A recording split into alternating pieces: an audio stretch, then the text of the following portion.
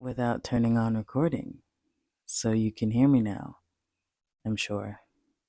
I'm not gonna re say that because that was kind of good.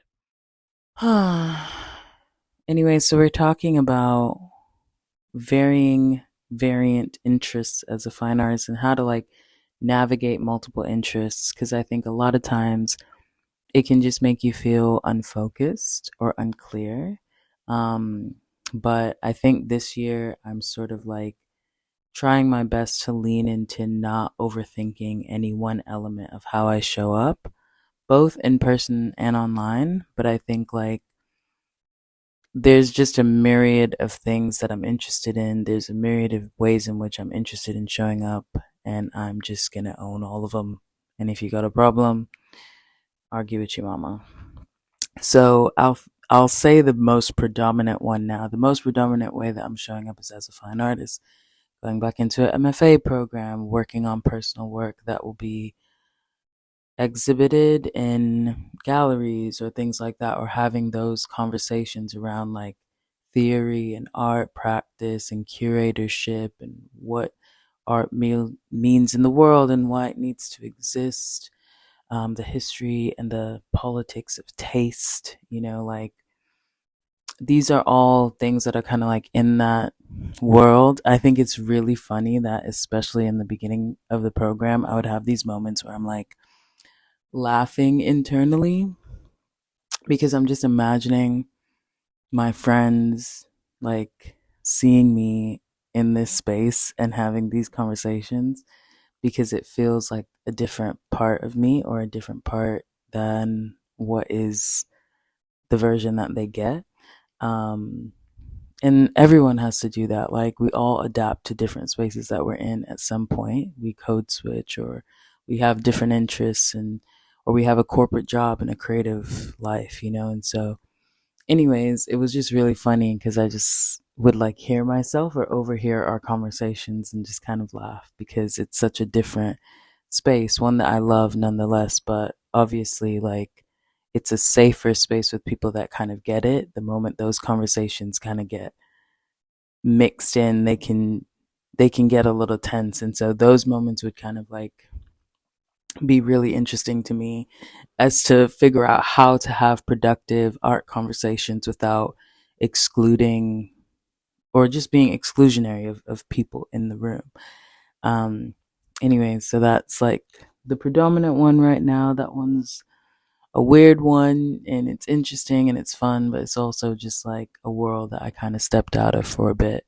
Um, the other one is just like as a commercial creative and someone that's like worked commercially with people that are doing videos that would be digested on social media or on YouTube that have nothing really to do with fine art. They're much more functional, how I'm talking to you right now. And so like these videos and this way of showing up to me is very interesting because I consume a lot of this content as well, and I find a lot of this content helpful because while video is a creative medium for me, it's also a tool. And so like the tools of communication that video provide is just endless and it's not going to go anywhere. And even though I'm focusing on fine art right now, it's still an interest of mine later on to pursue commercial projects that just make sense for me or things that I feel really excited about. Because I understand that there's like different audiences for different ways in which video is consumed. I think we all understand that, right? Like even with social media, like there's a social media world, which is kind of like the space I'm trying to get more comfortable in this year, because I think both of these kind of ways in which I show up in video are cool and interesting, but I think there's so much value when people can see someone living in a way or doing something that they don't always envision for themselves. And even though I think like it's cool to see like the rise of content creators and things like that. I want to be someone that makes videos not about making videos. Like, I want to be someone that sort of like brings people into things I'm processing, because I think sometimes it can feel like you don't fully fit into one world or the other. Like, I don't fully fit into the fine art world, and I don't fully fit into the commercial creative world, because I find interest in those two things bouncing back and forth, or at least that's kind of how it works in my mind. And I can't be too like pompous or too proud to like get on a TikTok and talk about things, because I need to democratize like what it means to have access to that knowledge and what it means to have access to those thoughts. And mostly I'm always thinking about the me growing up, not having verbiage or examples or spaces to like process all the things that I'm interested in. That can feel very like elitist or moralistic, of like, I just want to be an example for the kids.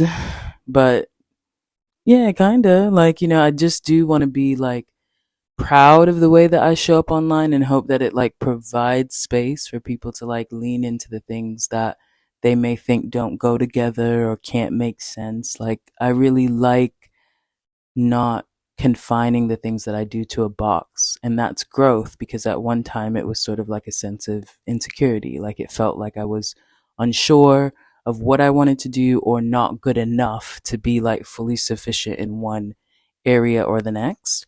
And so the reason I mentioned, like, hold on, that didn't sound nice. I think it's just like interesting to have a lot of like cultural cues about the ways that people show up on TikTok. Oh, boo-hoo.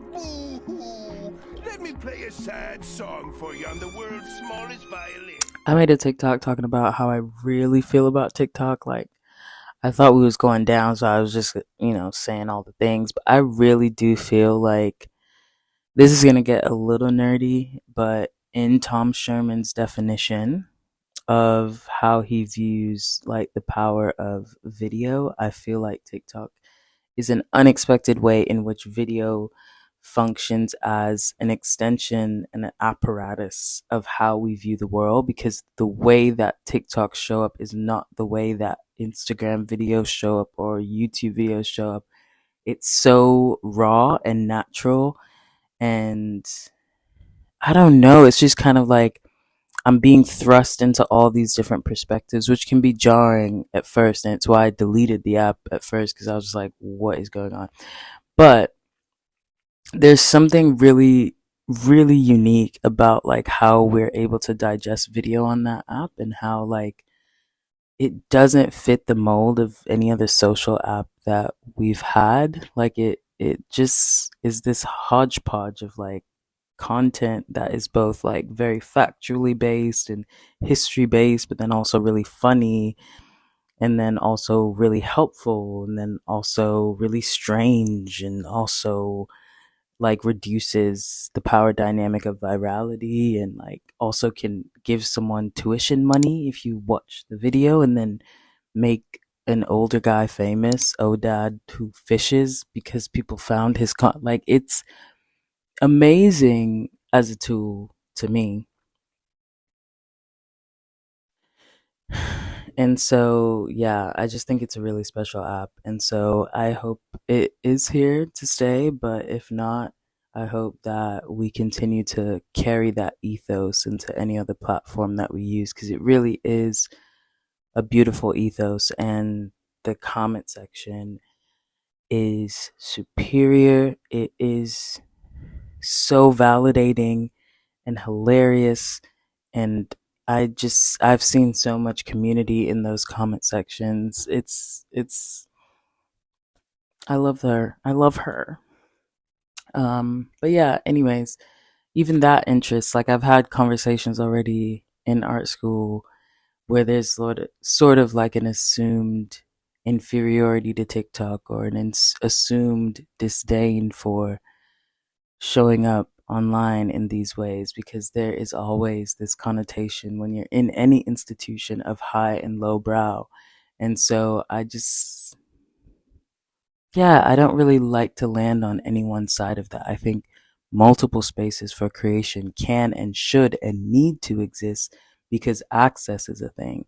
And I think if these videos and these moments come down to nothing else, it's about accessing knowledge. And so hopefully, like as I go on in the program or just live in London or experience things within the fine art space or the commercial space, like I just want to be able to share those things in a way that feels like it's providing access to people that may not get to see someone in this space dispersing information and dispersing ideas and dispersing perspectives and experiences. Because I do think there's a lot of gatekeeping the higher you get in the fine art space. And so I'm really interested in dispelling that.